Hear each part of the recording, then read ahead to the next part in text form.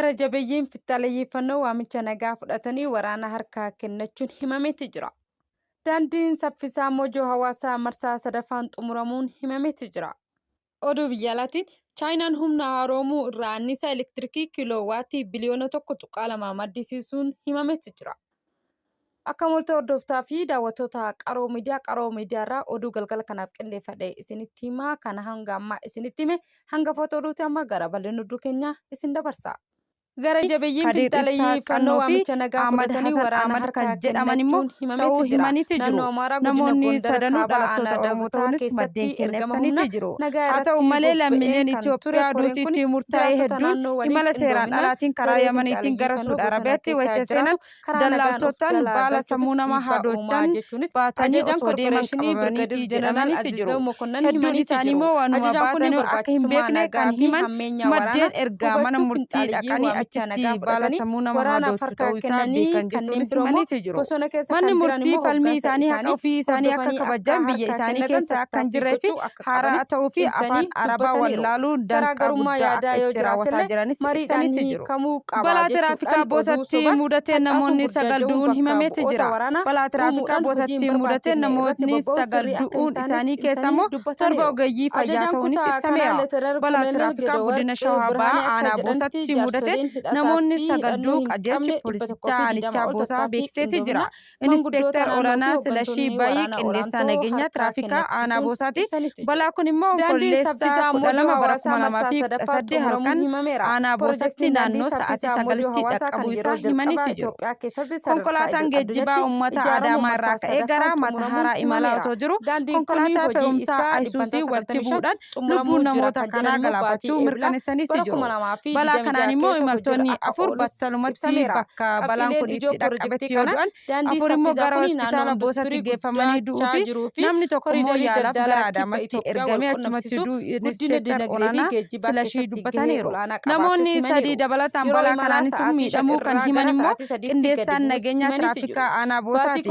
Isaan immoo amma magaalaa Walancitiitti kan argamu hospitaalli boosatti yaalamaa akka jiranis himaniiti jiru. Inspektarri Olaanaa Silashii Bayii ka'umsi balaa kanaa immoo konkolaachisummaan ariitiidhaan malee konkolaachisummaa ta'uu ibsuudhaan keessumaafuu imala halkanii yeroo akkasii taasisnu balaa lubbuu namootaa hangam galaafataa kanaaf immoo ka'umsa keenyaa sirreeffachuun barbaachisaa ta'us ibsaniiru.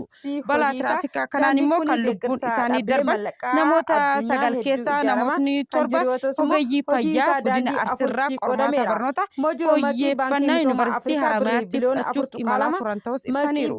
Ogeeyyiin kun immoo ogummaa isaanii hawaasa tajaajiluufis turan erga jedhanii booda gadda itti dhagahame kan ibse biiroon fayyaa Oromiyaa firoottanii fi maatii ogeeyyii fayyaa kanaafis jajjabina hawwa jedheeti jira. Qindeessaan nageenyaa tiraafikaa aanaa boosatti immoo annichi qaxxaamura konkolaataawwan gurguddoo ta'us akkasumas immoo keessumaafuu imalaa fi magaalaa Wancitti yeroo qaxxaamuran konkolaachistoonni geejjibaa uummataa of eeggannoo akka taasisanis dhaamaniiti jiru. Buufanni xiyyaaraa Kaartuum turtii waggaa 2 booda tajaajilatti deebi'uun himameera. Hooggansi buufata xiyyaaraa idil addunyaa Kaartuum Roobii Kaleessaa xiyyaarri siivilii daandii xiyyaaraa balalii isaa kanaan dura addaan kutee ture deebi'uu isaa beekseera.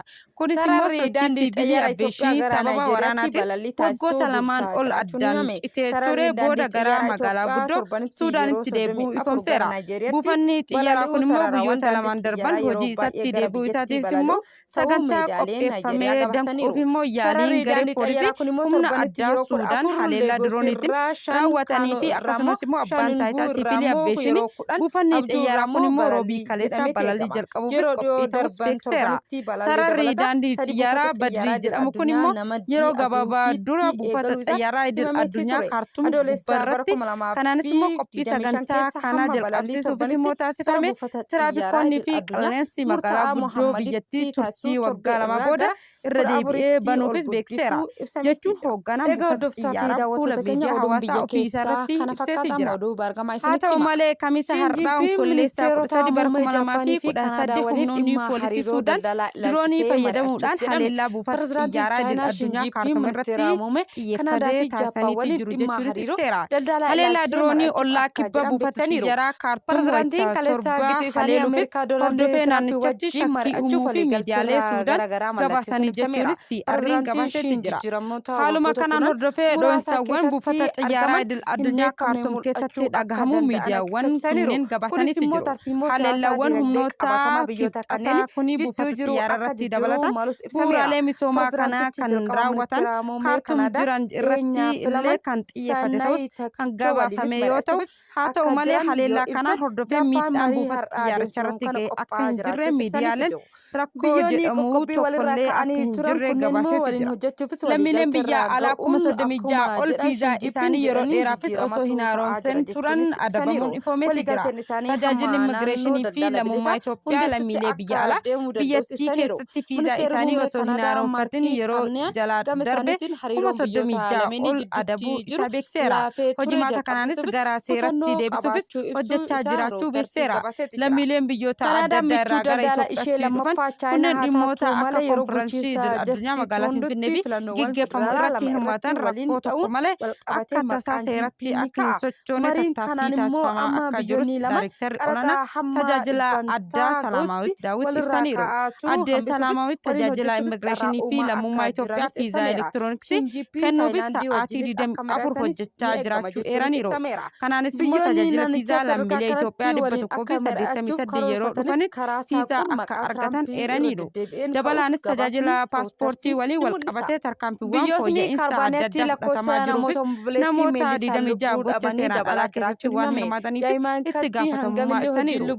Addee Salaamaawit bara baajataa kanatti immoo paaspoortiin biliyoona 4 kennuufis qophii gahaa taasifamaa jiraachuu gabaasaniiru. Egaa hordoftoota fi daawwattoota qaama miidiyaa oduu biyya keessaa kana fakkaata oduu bargamaa isinitti hima. Ameerikaan kaambiiwwan boba'aa gurguddoo Raashiyaa irratti qophii keesse. Ameerikaan kaambiiwwan boba'aa Raashiyaa gurguddoo lama Rooseenii fi Lukuyiin jedhaman irratti qophii kaa'uu ishee pirezidaantiin Ameerikaa Doonaald Tiraamp beeksisaniiru.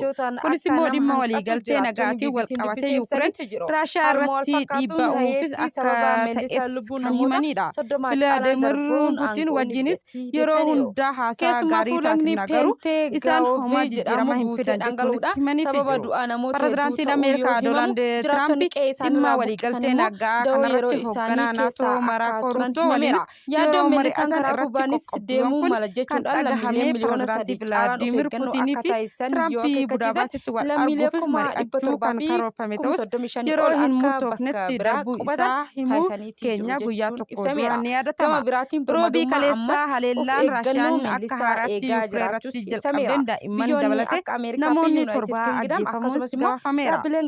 Ministeerri maallaqaa Ameerikaa Iskoot Beeston qophiin kun kan barbaachise Puutiin waraana hiika hin qabne dhaabuu diduu isaatis jedhaniiru. Kaambiiwwan boba'aa kunneenis waraana Kireemlii fi maallaqa deeggaruuf jedhaniiru.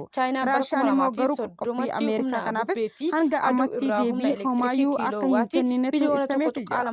Odeeffannoon kan BBC. Egaa hordoftoota fi daawwattoota qaroo miidiyaa irraa oduun galgala kanaaf xiyyeeffannee kana fakkaata hanga ammaa waan nuuf galata qabdan kan isiniin jedhu moo ani misraa baay'anii qophiin afaan qaroo miidiyaa kanaan kan addunyaa walii galatti